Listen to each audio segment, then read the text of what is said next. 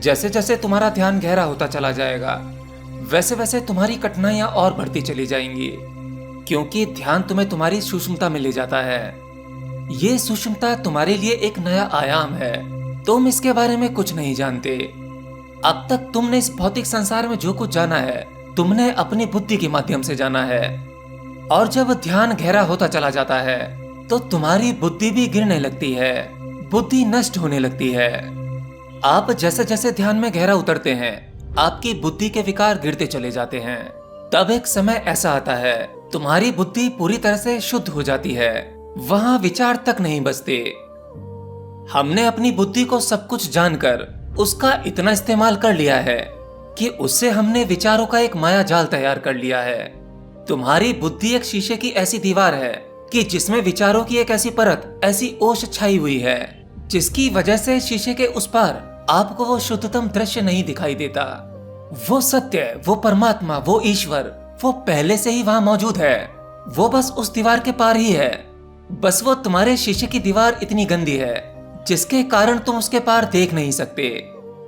या कहूं, ये विचार ही तुम्हें देखने नहीं देते।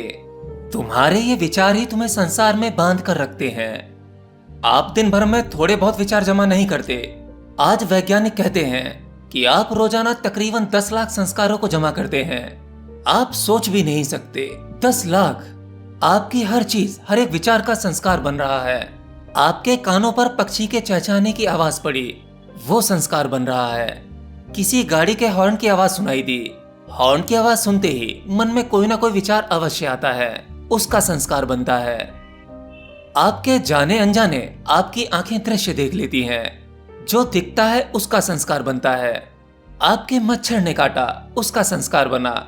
आप दिन भर में हजारों इंसानों की भीड़ से गुजरते हैं, उन सब की आवाजें आपके कानों के आसपास से गुजरती हैं। ये सब आपके संस्कार बनाती हैं। अर्थात आप दिन भर में तकरीबन 10 लाख संस्कार बना लेते हैं, और ये प्रतिपल जमा होते चले जाते हैं।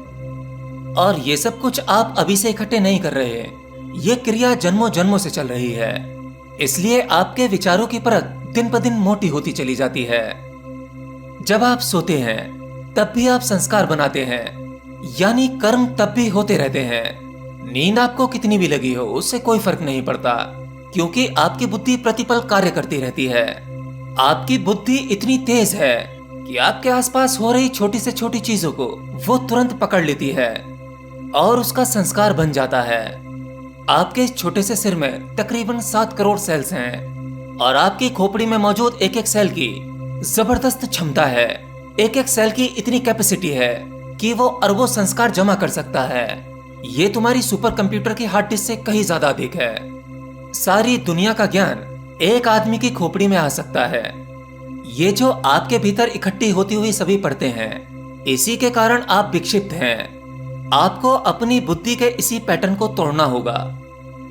ध्यान आपके अंदर कुछ नया पैदा नहीं करता, वो आपको देता कुछ नहीं है, बल्कि आपने जो परतें जमा की हैं, जो संस्कार, जो विचार इकट्ठे किए हैं, उन सबको तोड़ने का, उनको गिराने का कार्य करता है। ध्यान आपको ज्ञान नहीं देता। अक्सर लोगों की गलतफहमी होती है कि ध्यान करने से ज्ञान की प्राप्ति होती है। नहीं, बल्कि ध्यान करने से आपका ज्ञान नष्ट होता है। ज्ञान वो जो आपने अपनी बुद्धि के माध्यम से जमा किया था, ज्ञान वो जिसे आप सत्य समझते थे। ज्ञान अर्थात आपके सभी विचार, विचारों की वो मोटी परतें। एक साधारण व्यक्ति के लिए विचारों का कुछ मूल्य हो सकता है। वो अपने उन्हीं व्यर्थ विचारों के सहारे पूरा जीवन व्यतीत करता है, लेकिन ध्यान में आपको उन विचारों की व्यर्थता का पता चल जाता है। और जब कोई चीज आपके लिए व्यर्थ साबित हो जाती है, तब वो चीज आपको छोड़ने नहीं पड़ती, वो स्वतः ही छूट जाती है। ध्यान आपके विचारों की धुंध को धीरे धीरे साफ करता है। वो केवल आपके ज्ञान को हटाता है, और जब आपके द्वारा इकट्ठा किया हुआ ज्ञान गिर जाता है, तब वह परम सत्य, वह परम ज्ञान वही मौजूद था, जिसका अनुभव आपको होने लगता है। इसीलिए मौन का इतना अधिक मूल्य है। जिन्होंने जाना वो यही तो कहते हैं कि बस तुम मौन हो जाओ। अगर तुम मौन हो सकोगे, तब तुम आगे की बकवास को जमा नहीं करोगे, अर्थात नए संस्कार, नए विचार नहीं बनाओगे। लेकिन मौन होना इतना सरल भी नहीं है। अगर तुम मुख से कुछ नहीं बोलोगे, तो तुम केवल भौतिक संस्कार नहीं बनाओगे, परंतु उससे ज्यादा खतरनाक जो है वो आपके विचार हैं। मौखिक मौन होने के बाद आपके विचार मौन नहीं होते, वो तो प्रतिपल चलते रहते हैं, जो अपने सूक्ष्म संस्कार बनाते हैं। अगर आप अपने दिन भर का विश्लेषण करते हैं तो आपको यह पता लगेगा कि आप उन सभी बातों को बार बार बोले चले जाते हैं जिनका कोई अर्थ नहीं है।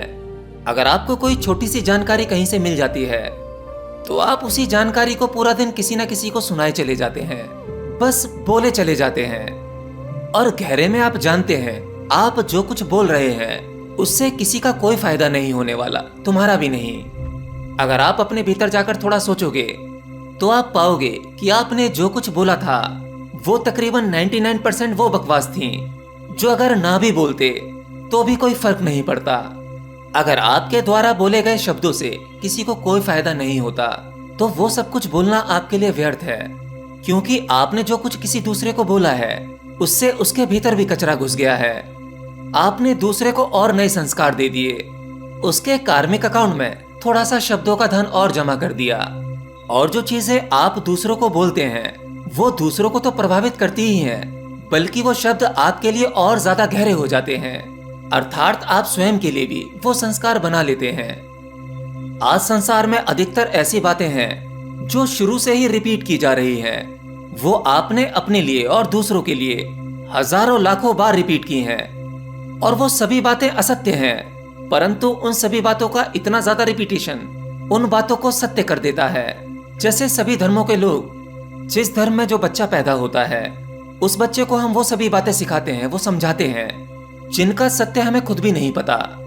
जैसे इस्लाम धर्म में ऐसी बहुत सारी बातें सिखाई जाती हैं जिनका कोई अर्थ नहीं है। जैसे काफिर, उनसे नफरत करो। काफिर अर्थात वो जो इस्लाम को नहीं मानता, अल्लाह को नहीं मानता, इस्लाम के लिए वो सभी लोग काफिर हैं। अगर उन्हें कन्वर्ट कर दिया जाए तो उनके लिए सवाब का काम होता है, कन्वर्ट ना हो तो उन्हें नष्ट कर दिया जाए।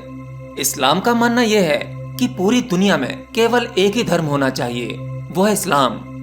इस्लामिक लोगों को एक छोटी सी बात यह समझनी चाहिए कि उनके अनुसार अगर काफिर लोग यानी हिंदू वो गलत हैं तो अच्छे बुरे कर्मों की सजा, या कोई व्यक्ति गलत है तो उसकी सजा तो स्वयं ईश्वर देता है।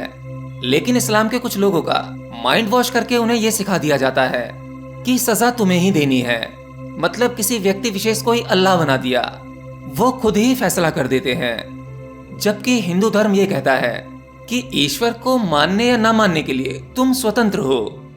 यहाँ किसी इंसान से नफरत करना तो छोड़ो, यहाँ पत्थर, पेड़ पौधे, देवी देवता, पशु पक्षी, इन सबको पूजनीय माना गया है। सनातन कहता है कि कण कण में ईश्वर है, सब कुछ पूजनीय है, सबसे प्रेम करो। यही बुद्धिज्म कहता है, यही जैनिज्म कहता है।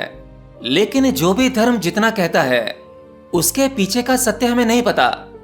असल में हमें जो सिखा दिया जाता है हम केवल उसी झूठी बकवास को मानकर उसे ढोए चले जाते हैं। खुद तो अंधकार में होते ही हैं, दूसरों को भी जानबूझकर अंधकार में डालते हैं। तो एक सच्चे धार्मिक और आध्यात्मिक व्यक्ति का पहला कार्य यह होना चाहिए, अब वो चाहे किसी भी धर्म से हो, इस्लाम से हो, हिंदू से हो, जैनिज्म से हो या फिर क्रिश्चियनिटी से हो, उस साधक का पहला कार्य यह होना चाहिए कि वह पहले स्वयं को शांत करे। वो केवल उतना ही बोले जितना बहुत ज्यादा जरूरी हो, जिसे बोले बिना काम ही ना चल सकता हो। अर्थात वो केवल स्वयं को पहले मौन में ले जाए। अगर वो खुद को शांत कर पाएगा तो उसके खुद के भीतर क्लैरिटी आएगी। जब वो शब्दों को नहीं बोलेगा या कम से कम बोलेगा, केवल जरूरत पड़ने पर ही बोलेगा, तब उसके शब्दों में एक धार आ जाएगी, एक शक्ति आ जाएगी, जिसके कारण उसके मुख से निकला हुआ एक ही शब्द बहुत अधिक प्रभावशाली होगा। शायद आपको पता नहीं होगा कि आपके जीवन में ज्यादातर परेशानियां, ज्यादातर झंझट केवल आपके बोलने की वजह से ही होती हैं। तो व्यर्थ में बोलना ही क्यों? आप थोड़ा अपने पास्ट में जाकर देखें, उन सभी झंझटों के बारे में सोचें, उन सभी प्रॉब्लम्स के बारे में सोचें जिनमें कभी न कभी आप फंसे थे, और ये सोचें कि अगर आप उस समय शांत रहे होते, चुप रहे होते, कुछ बोला ना होता, तो ये झंझट उस समय आपको नहीं होती। आपका केवल एक बार बोलना ही आपके इंजन को स्टार्ट कर देता है, फिर आप बोलते चले जाते हैं, क्योंकि केवल आप ही नहीं बोलते, आप जिसे बोल रहे हैं वह केवल आपको सुनता नहीं है, वह भी कुछ बोलेगा। और वह जब बोलेगा तो आप फिर बोलोगे। तो ये एक दुष्चक्र चलता रहता है, फिर ये रुकता नहीं है। इसलिए एक साधक चुप हो जाता है, वह नहीं बोलता। और जब वह बोलता है तो केवल उतना ही बोलता है जितने की सही में आवश्यकता है। तो पहले आपको चुप रहने की साधना करनी चाहिए, मौन रहने की साधना करनी चाहिए। स्टार्टिंग में आप बाहरी मौन से शुरुआत कर सकते हैं, धीरे धीरे भीतरी मौन भी सधने लगेगा। शुरुआत में जब आप मौन रहने का प्रयास करेंगे, ये साधना करेंगे, तो आपको बड़ी कठिनाइयां होंगी। आप चाहकर भी अपने आप को चुप नहीं रख पाएंगे, और अगर चुप रख भी लिया तो आपका मन पहले से अधिक बोलने लगेगा। परंतु कोई भी साधना एकदम से फलित नहीं होती। संकल्प लेकर इसे छोटे छोटे टुकड़ों में करो। पहले 1 घंटे का मौन, फिर 2 घंटे का, ऐसे ही करते करते 12 घंटे का मौन, फिर 24 घंटे का मौन व्रत रखो। फिर देखना आपके अंदर कितनी शक्ति पैदा हो जाती है। आपका मौन ही आपके लिए ध्यान बन जाएगा। जैसे जैसे आपके मौन का फैलाव होता चला जाएगा, मौन सधता चला जाएगा, वैसे वैसे आप स्थिर होते चले जाएंगे। आपके द्वारा इकट्ठे किए हुए सभी संस्कार वो गिरते चले जाएंगे। आपने अपने विचारों की जितनी परतें इकट्ठी की हैं, परत दर परत वो गिरती चली जाएंगी। फिर आपको सत्य दिखाई देने लगेगा। महावीर 12 वर्षों तक मौन रहे। बुद्ध भी बार बार मौन में चले जाते थे। और जब मोहम्मद साहब को कुरान का अवतरण हुआ, तब वो मौन में ही हुआ। इस दुनिया में जो भी सत्य की बड़ी घटनाएं हुई हैं, वो मौन की अवस्था में ही हुई हैं।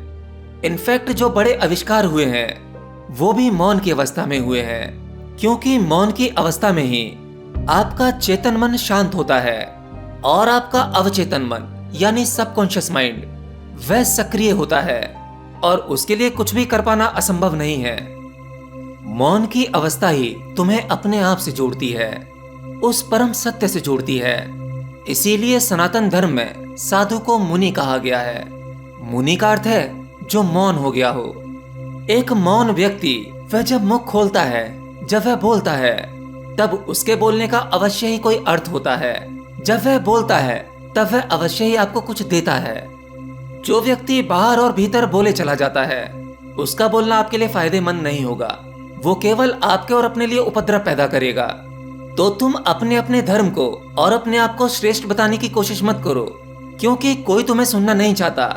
क्योंकि जिसे तुम समझाने का प्रयास कर रहे हो, वो खुद को पहले ही समझदार समझता है। तो केवल एक ही उपाय है, तुम खुद मौन हो जाओ, कम से कम बोलो, और स्वयं में स्थित होने का प्रयास करो। ये बहुत बड़ी साधना है।